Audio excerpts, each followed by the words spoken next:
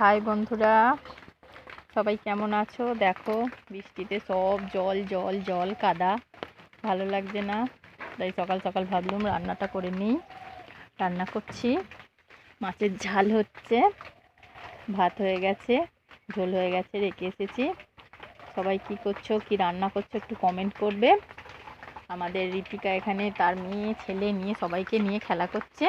খেলা করতে করতে তারা নাকি আইসক্রিম খাবে বলে বায়না করছে। তাদেরকে মারধর মেরে ফেলে রেখেছি, দেখি সে কোথায় গেল। ঋতিকা,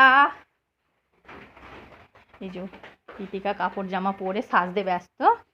ঠাকুমা সাজছে না মা সাজছে কি জানি। তুমি কি সাজছো? মা সাজছো? ছেলে মেয়েদের মারছো? মারছো কেন? আইসক্রিম খাবে বলছে। তুমি খুব বাজে মা, একটা আইসক্রিমও কিনে দিতে পারো না।